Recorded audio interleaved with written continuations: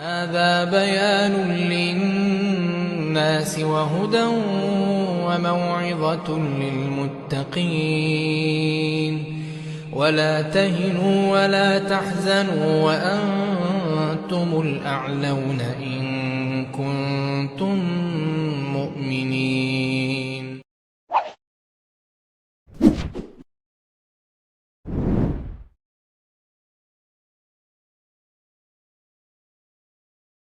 Bismillahirrahmanirrahim. Assalamualaikum warahmatullahi wabarakatuh. Alhamdulillah. Alhamdulillahilladzi ja'ala at-tauhid qa'idatal islami wa aslahu wa ra'sahu. Asyhadu an la ilaha illallah wahdahu la syarika lah wa asyhadu anna Muhammadan 'abduhu wa rasuluh. Wa sallallahu wa sallama alaihi wa ala alihi wa sahbihi wa man ihtada bihadihi wastanna bisunnatihi ila yaumiddin. Amma ba'd. Ayyuhal ikhwatul kiram, a'azzani Allah wa iyyakum. Para ikhwah yang dirahmati oleh Allah Subhanahu wa taala, di dalam ayat yang sangat masyhur, Allah Subhanahu wa taala berfirman, "Wa ma khalaqtul jinna wal insa illa liya'budun." Allah berfirman, "Tidaklah aku menciptakan jin dan manusia illa liya'budun," kecuali hanya untuk beribadah. Ya'budun makna yuwahidun, yaitu mentauhidkan Allah Subhanahu wa taala, mengesahkan Allah Subhanahu wa taala. Karena ibadah adalah hakikat tauhid. Dan tauhid adalah pegangan pokok dan sangat menjamin bagi kehidupan manusia. Karena tauhid adalah landasan bagi setiap amal-amal yang dilakukan oleh manusia. Maka peranan tauhid sangat penting bagi kehidupan kita. Maka dari itu kita harus mempelajari ilmu tauhid. Karena tauhid, sejatinya tauhid bukan hanya sekedar mengenal atau mengetahui bahwa sang pencipta alam semesta adalah Allah. Bukan sekedar kita mengetahui bukti-bukti rasional tentang kebenaran wujud dan wahdaniyah Allah Subhanahu wa taala, keesaannya. Bukan sekedar kita mengenal asma dan sifat Allah Subhanahu wa taala. Iblis mempercayai bahwa Tuhannya adalah Allah, bahkan mengakui keesaan dan kemahakuasaan Allah Subhanahu wa taala dengan permintaannya melalui asma dan sifatnya. Di dalam Al-Qur'an, qala fa bi'izzatika la'ughwiyannahum ajma'in. Kata iblis, demi kemuliaanmu aku akan menyesatkan seluruh umat manusia. Kemudian kaum jahiliyah kuno yang dihadapi Rasulullah Sallallahu Alaihi Wasallam, mereka juga meyakini, mempercayai bahwa Tuhan alam semesta yang memelihara, yang mengatur semuanya adalah Allah Subhanahu Wa Taala. Mereka percaya itu. Dalam Al-Quran, wala in sa'altahum man khalaqas samawati wal ard la yaquluna Allah. Jika ditanyakan kepada mereka, man khalaqas samawati wal ard, siapa yang menciptakan langit dan bumi, la yaquluna Allah. Mereka akan mengatakan Allah.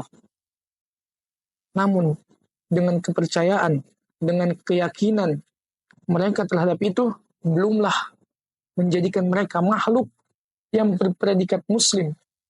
Belum menjadikan mereka makhluk yang beriman kepada Allah Subhanahu wa taala.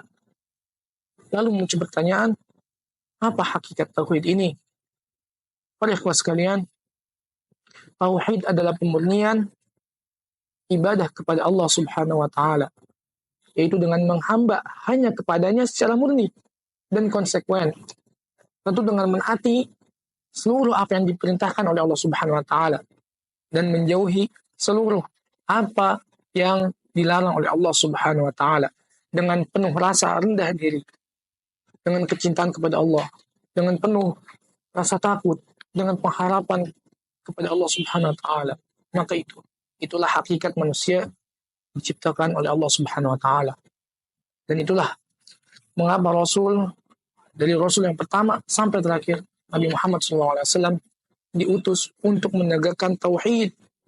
Walaqad ba'atsna fi kulli ummatin rasulan an i'budullah wajtanibut taghut. Walaqad ba'atsna fi kulli ummatin rasul, kata Allah, sungguh kami telah mengutus kepada setiap umat rasulan, utusan-utusan, Ani abudullah, untuk menyeru kepada umatnya itu, ani abudullah, u'budullah, ya, untuk menyuruh sembahlah Allah saja. Wajtani bertawud, dan jauhi taugut-taugut. Sesembahan selain Allah, yang diagungkan selain Allah, tauhid. Maka dari ikhwas sekalian, supaya kita tahu bagaimana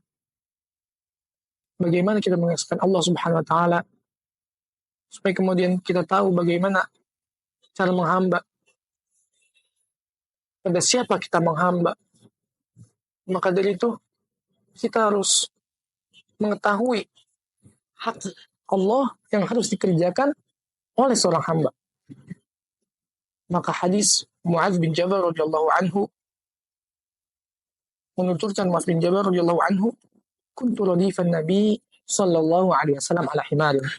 Dari Mu'adz, suatu ketika kata Mu'adz, aku dibonceng oleh Nabi sallallahu alaihi wasallam ala himarin, di atas keledai.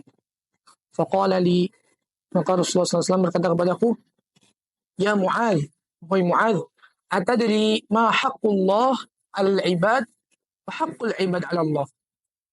Apakah kamu tahu apa hak Allah yang harus dipenuhi, yang harus dikerjakan oleh seorang hamba? Wa haqqul 'ibad 'ala Allah, dan hak-hak hamba yang pasti dipenuhi oleh Allah Subhanahu wa taala ketika seorang hamba itu memenuhi hak Allah. Qultu Allah wa Rasulullah alam. Aku berkata, kata Mu'adz, Allah wa Rasulullah alam. Allah dan Rasulnya yang lebih tahu. Kemudian Rasulullah SAW bersabda, qala haqqullahi 'alal 'ibad an ya'buduhu wa la yusyriku bihi syai'a.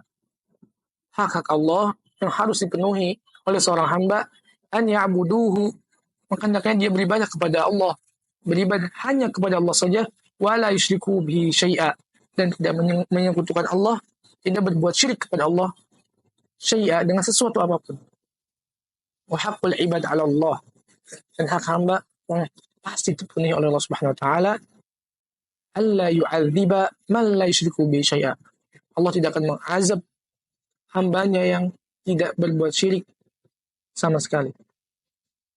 Kemudian Mu'adz bertanya, qultu ya Rasulullah, wa ya Rasulullah, afalu basyirun nas, apakah aku perlu memberitakan kabar gembira ini kepada orang-orang?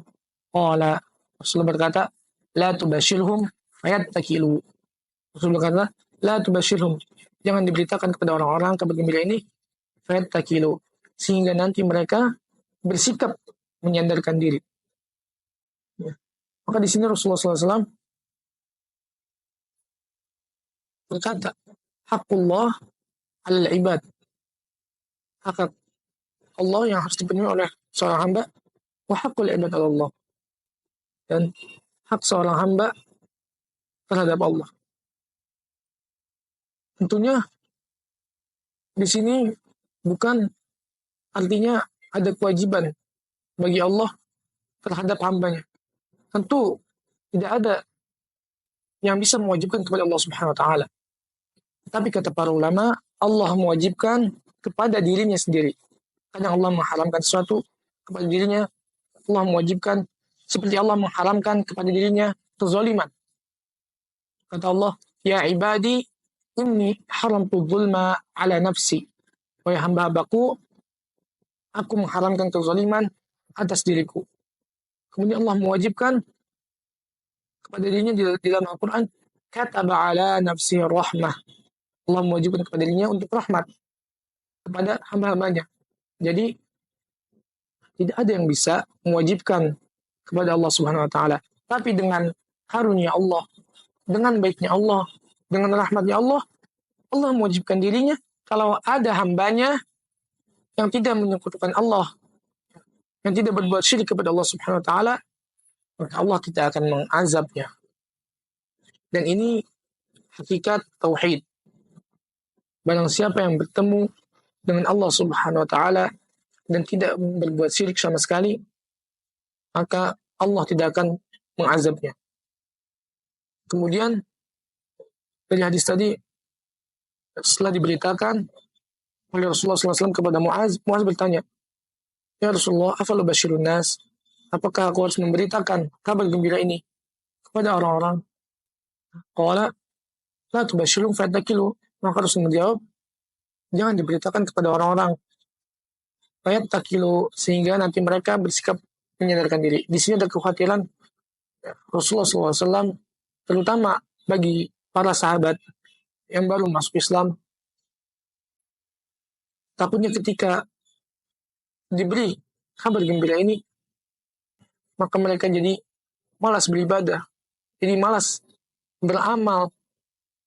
Yang penting merasa tidak berbuat syirik, kemudian jadi malas buat beramal. Maka Rasulullah menyarankan kepada Muaz untuk tidak menyebarkan berita ini.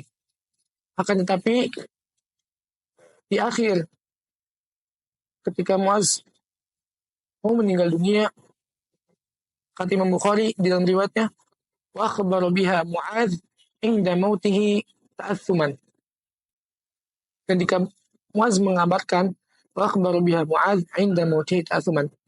Muaz mengabarkan ketika mau meninggal dunia dengan takut berdosa. Dosa apa? Dosa menyembunyikan ilmu.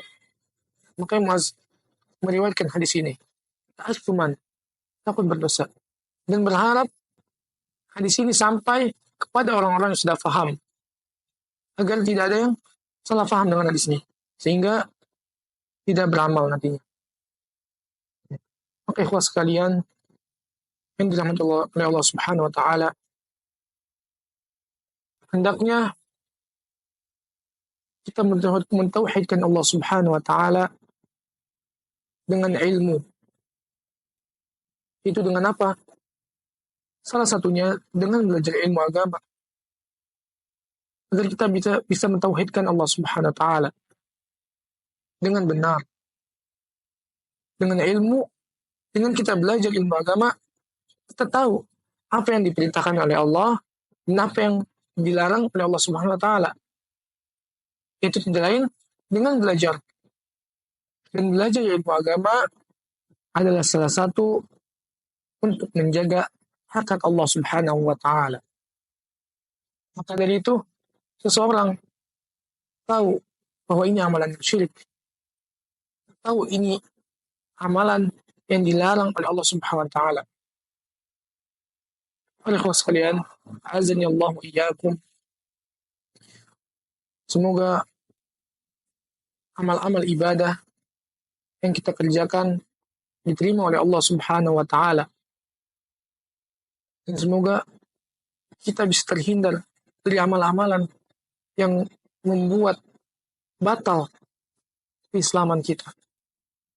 Maka dari itu, kita tutup pertemuan kita kali ini.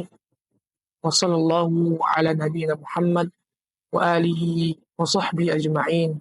Walhamdulillahi rabbil alamin. Subhanakallahumma wa bihamdika ashhadu an la ilaha illa anta astaghfiruka wa atubu ilaik.